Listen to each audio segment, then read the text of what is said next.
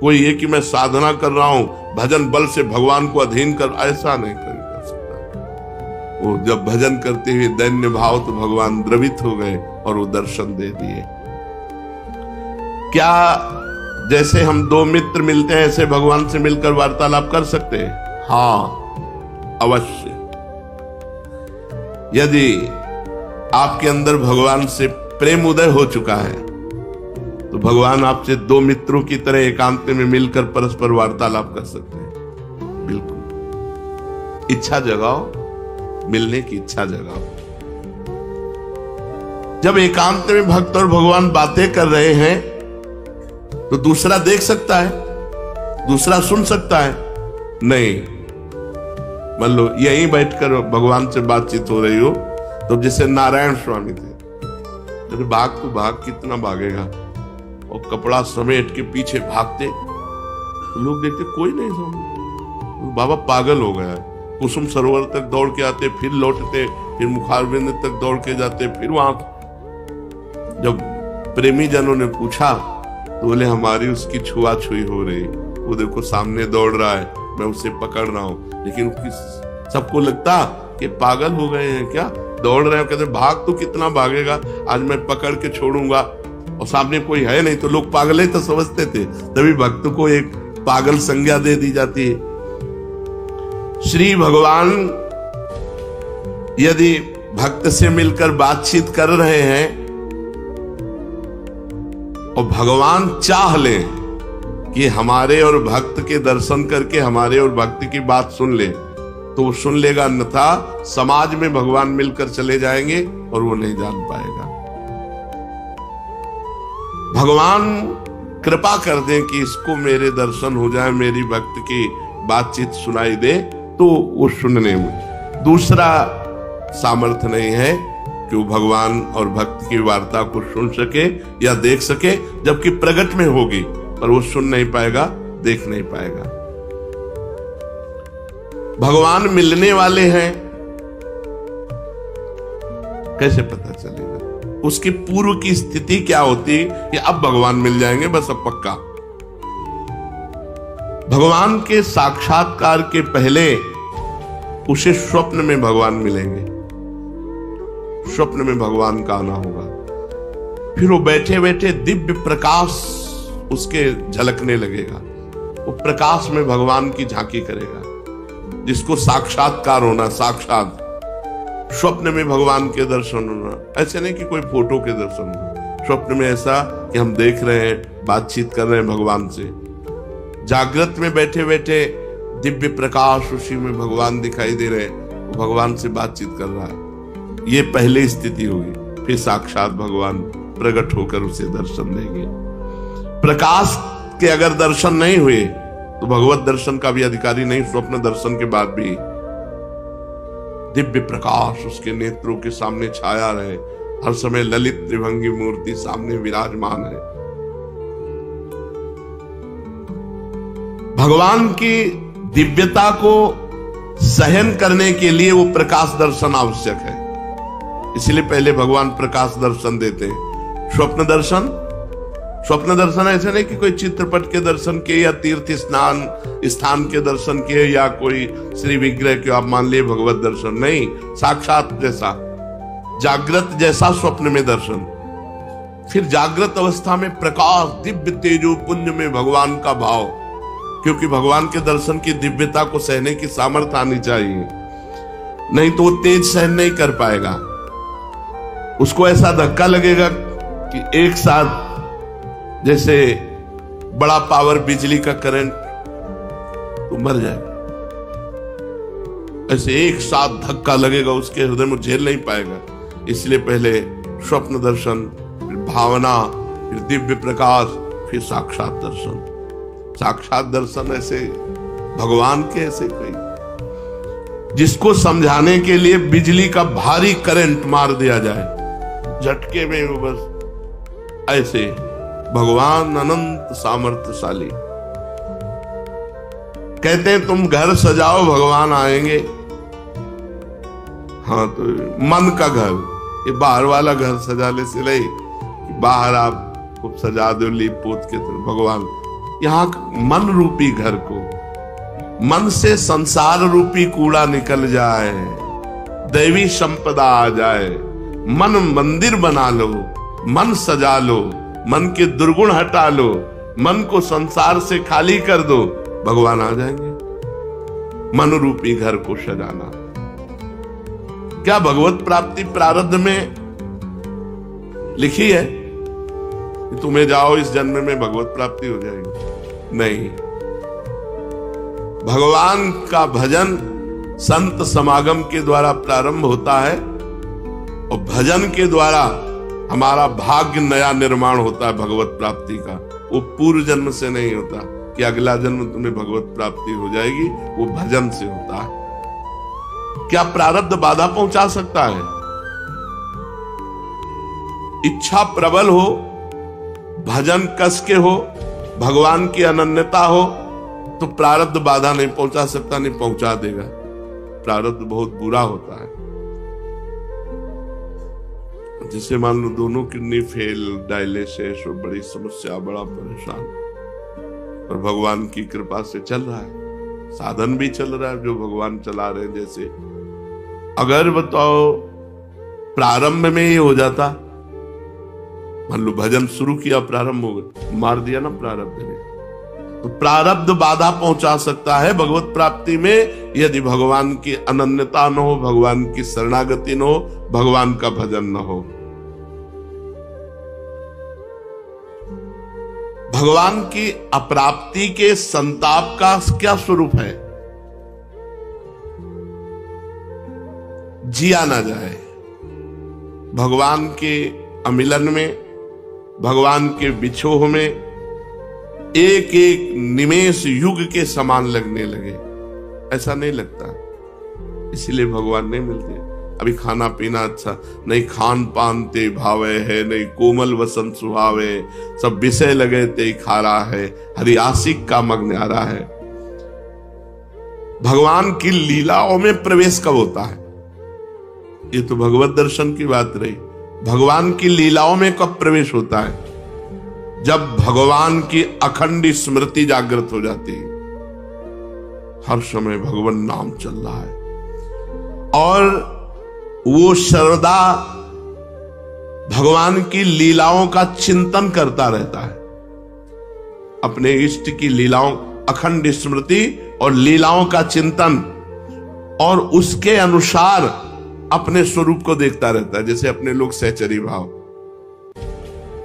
भगवान सत्य हैं, सदा हैं, सर्वत्र हैं, इसलिए जैसी मन में वो लीला चिंतन करता है, जैसे ही भावना उसकी पुष्ट होती है, भगवान उसे अपने लीला का द्वार खोलते हैं कि अब तुम्हें कल्पना करने की जरूरत नहीं, भावना करने की जरूरत, आओ देखो ये लीला दर्शन करो। वो लीला में प्रवेश कर जाता है और प्रत्यक्ष की तरह सब लीला प्रसंगों में वो स्वयं सम्मिलित रहता है। जैसे हम ऐसे देख रहे हैं, ऐसे प्रत्यक्ष की तरह, भावना नहीं केवल, वो तब होता है अखंड स्मृति, लीलाओं का चिंतन और स्वरूप का बोध, अपने स्वरूप का बोध, सहचरी स्वरूप, गोपी स्वरूप, सखा स्वरूप को जान पाए, प्रेम को प्राप्त कर लिए तो सब शास्त्रों का सार मिल गया। यदि प्रेम प्राप्त नहीं हुआ तो सब शास्त्र पढ़े लिखे तुम्हारे व्यर्थ हो गए। जिन्होंने एते त्वत्र वर्णमात्र विदोप्यस्माद्विधानां मताः तो सर्वज्ञैः सकलैः स्तुताः परतरम वृंदावनम ये विदुः। जिन्होंने वृंदावन के परम तत्व प्रेम को प्राप्त कर लिया, जान लिया, वे सर्वज्ञ हो गए। सकलैः स्तुताः, अनंत ब्रह्मांडों में सबके द्वारा वो वंदनीय हो गए। परतरम वृंदावनम ये विदुः, जो वृंदावन के प्रेम तत्व को प्राप्त कर लिए। प्रेम तत्व वृंदावन का क्या है? श्री प्रिया प्रीतम के प्रति अनन्य भाव, बिना प्रयास के जैसे विषयी पुरुष विषयों का चिंतन करता है, ऐसे ही महाभागवत प्रेमी के हृदय की एक एक वृत्ति प्रिया प्रीतम में समर्पित होती रहती है। शांत स्वांतम अवेहि देहि वचनम देहि स्वहो कामिनी रूपाग्नौ न पतंग वन्निपतरे चक्षु प्रमादादपि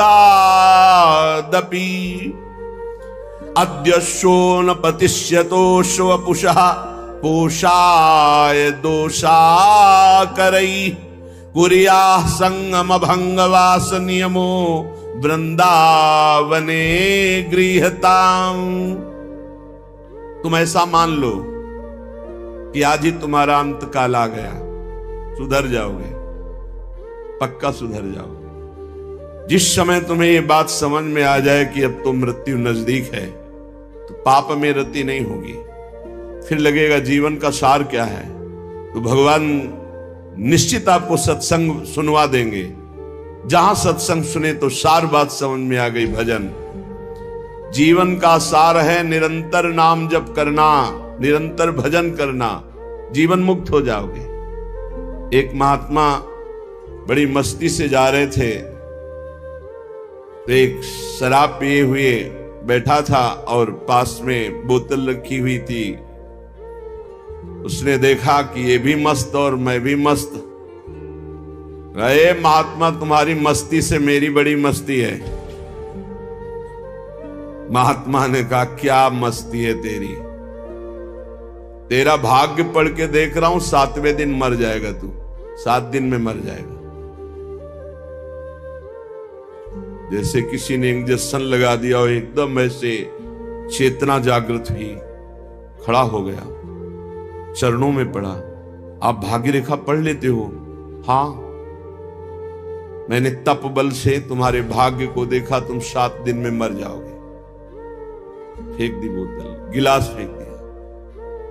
7 दिन में शरीर छूट जाएगा, तो मेरे जीवन का मतलब क्या रहा? बोले यही तो तुझे समझाना चाहता हूं। ये तेरी मस्ती किस काम की, जब मृत्यु तुझे शरीर से अलग कर देगी, तब ये मस्ती काम देगी तेरे।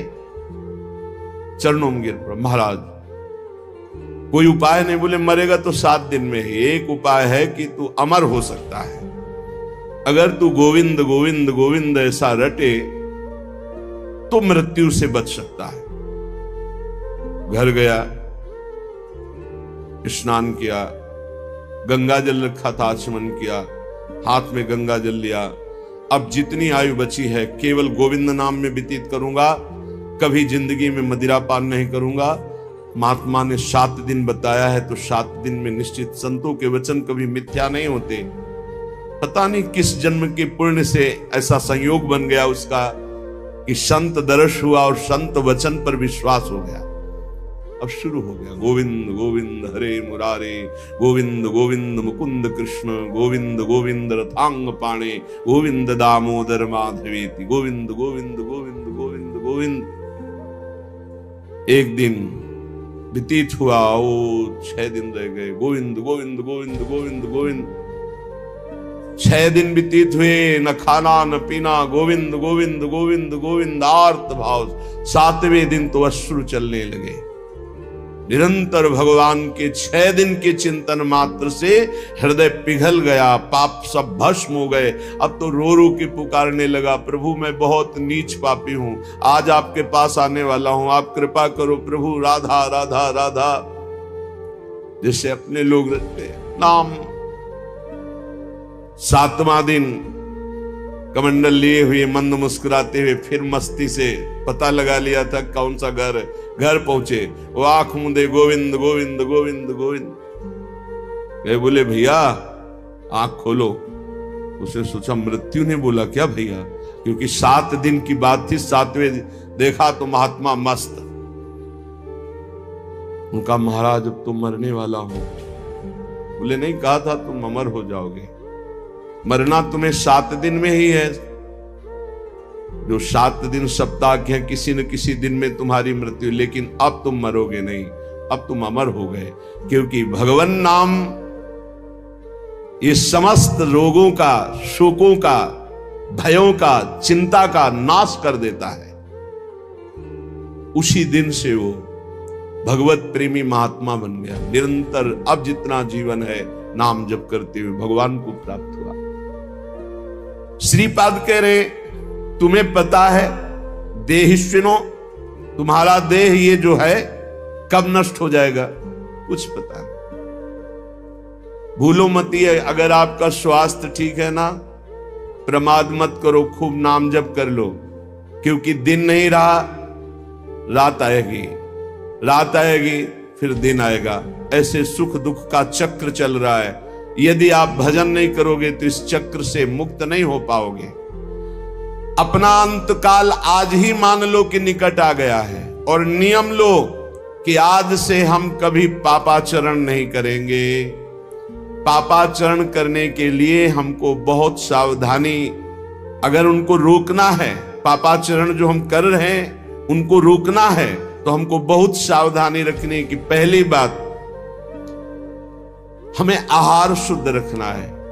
ये जो मांस मछली शराब पीते हैं, गंदा भोजन करते हैं, इनके विवेक ही नहीं रह जाता कि किसे पाप कहते हैं और किसे पुण्य कहते हैं, क्या करना चाहिए क्या नहीं। कैसा कलेजा इनका कठोर हो जाता है, जीवों को कैसे त्रास देते हैं, कैसे कष्ट देते हैं, सिर्फ अपनी रसेंद्रिय पेट भरने के लिए दुर्गति का पक्का रास्ता तय करते हैं। ये जो मांस मछली ये सब जीव जंतुओं को भून कर, उबाल कर, काट कर खाते, इनकी बड़ी दुर्गति होगी।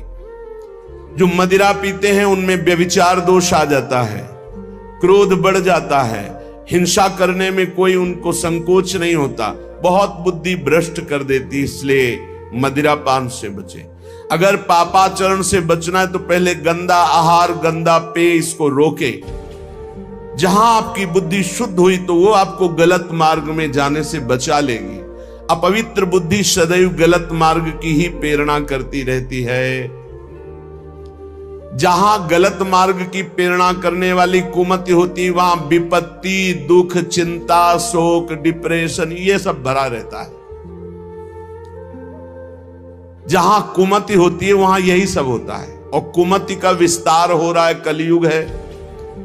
जहां सुमति होती है वहां सुख, संतोष, शांति, दया, करुणा, मैत्री, ये दिव्य भागवतिक गुण प्रकट होते हैं। जहां सुमति तहां संपत्ति नाना, जहां कुमति तहां विपत्ति निधान। नाना प्रकार की दुख वृत्तियां कुमति में बसी हुई है। इसलिए भाई पहले तो अपने मन को यह समझा लो कि आज ही मरा, पता नहीं कब शरीर छूट जाए। और आज से नियम लो कि जैसे मरने वाला सोचता है अब तो मरना ही है तो पाप क्यों करें, भगवान का भजन करेंगे। जब परीक्षित जी को पता चला 7 दिन में तक्षक सर्प काटेगा 7वें दिन, उसी समय राजपाट छोड़ करके आमरण अनशन व्रत ले लिया। एक बूंद भी पानी जबान में नहीं रखेंगे, रात दिन भगवान का चिंतन करते हुए भगवान को प्राप्त होंगे। और ऐसा ही संकल्प किया जिससे बड़े बड़े ब्रह्म ऋषि प्रसन्न होकर उनको घेरे रहे जब तक उनकी परम गति नहीं हो गई। स्वयं परमहंस शिरोमणि सुखदेव जी महाराज पधारे और 7 दिन तक भगवत लीलामृत का पान कराया। मेरी बात मान लो, आज ये समझ लो कि तुम्हारा अंतिम समय हो गया। अब आज नियम लो कि अंतिम समय में जैसे कोई पाप नहीं करता, बोले अंतिम समय है, अमुक दान करवा दो, अमुक सत्कर्म करा दो, गंगा जल पिला दो, बस ऐसे ही तुम जियो। पता नहीं कौन सा पल अंतिम समय। हर समय नाम जप करो, हर समय पुण्य भावना रखो, दूसरों को सुख पहुंचाओ, पवित्र रहो, भगवत प्राप्त हो जाओगे। हर श्वास तुम्हारी भगवत प्राप्ति है। अगर हर श्वास में नाम चल रहा है तो चिंता मत करो, वो आखिरी श्वास भगवान की प्राप्ति करा देगी।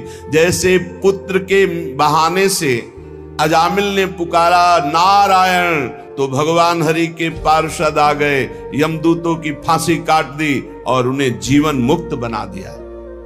हम भगवान को भगवान जानकर पुकारेंगे, हमारा कल्याण नहीं हो जाएगा। वो पुत्र के बहाने नारायण पुकार रहा है, उसका कल्याण हो गया। और हम जानबूझकर राधा राधा हर श्वास बोल रहे हैं, हमारा कल्याण, अरे कल्याण का परम कल्याण हो जाएगा। इसलिए जब जान लिया कि तुम्हारी मृत्यु होनी है तो कह रहे कामिनी रूपाग्नौ न पतंगो वन्य पतरे चक्षु प्रमादादपि। प्रमाद मत करो, दूसरों की माता बहनों की तरफ काम भावना से मत देखो, ये तुम्हारा नाश कर देगी। ये वृत्ति तुम्हारा नाश कर देगी, ये नरक ले जाने वाली है। और इस समय कलिकाल का ऐसा प्रवाह है कि कोई ये समझ ही नहीं रहा कि महान पाप है, इसे मनोरंजन समझा जा रहा है। धर्म पूर्वक स्वीकार करो, धर्म पूर्वक विषय सेवन करने से वैराग्य हो जाता है और वैराग्यवान ही अनुराग को प्राप्त होता है, वैराग्यवान ही शांति को प्राप्त होता है, वैराग्यवान ही भगवान की प्राप्ति के मार्ग में अग्रसर होता है। श्रीपाद कह रहे हैं जैसे पतिंगा दीपक में जलकर नष्ट हो जाता है, ऐसे किसी माता बहन की तरफ जो काम भाव करता है वो नष्ट हो जाता है। पतंगे की तरह क्यों नष्ट हो रहे हो? अद्यस्वा ना पतिष्यतो शिव पुषा पोषाय दोषा करे। तुम्हारा शरीर आज नहीं तो कल नष्ट ही हो जाएगा, तो पापाचरण क्यों कर रहे हो? धर्म पूर्वक क्यों नहीं जीते? कुर्याः संगम भंगवास नियमो वृंदावने गृह्यताम। जो नियम लेते हो उसी को भंग कर देते हो, नष्ट कर देते हो। आज से ये नहीं करूंगा, फिर 4 दिन बाद कर बैठते हो कुसंग। आज से ये नियम लेता हूं, संकल्प लेता हूं। कोई बिरला निर्वाह कर पाता है।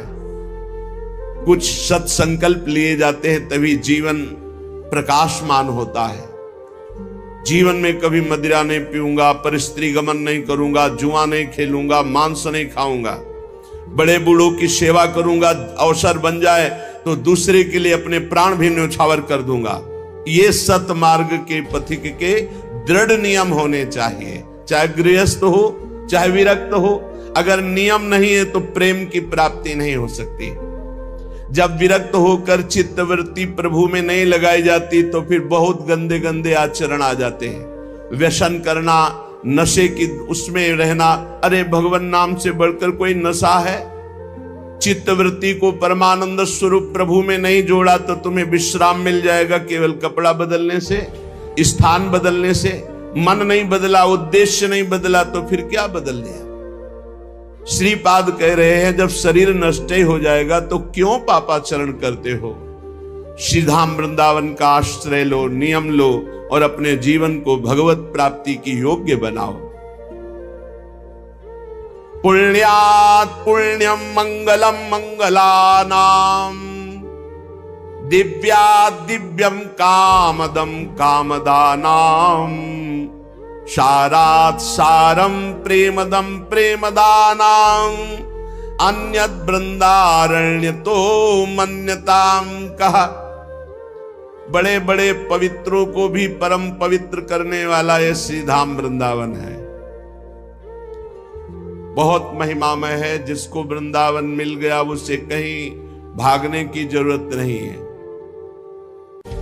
अगर आप वृंदावन धाम को छोड़कर अन्य तीर्थादि अवगाहन करने जाते हो तो ऐसा समझो, हमारे रसिक महापुरुष कहते हैं जैसे रतन मिल गया और उसको छोड़कर कांच बटोरने जा रहे हो। पाए रतन चीन्हो नहीं, दीन्हो करते डारे, ये माया श्री कृष्ण की मोहो सब संसार। ये पवित्रम, जो पवित्र करने वाले हैं उनका भी परम पवित्र करने वाला वृंदावन धाम है।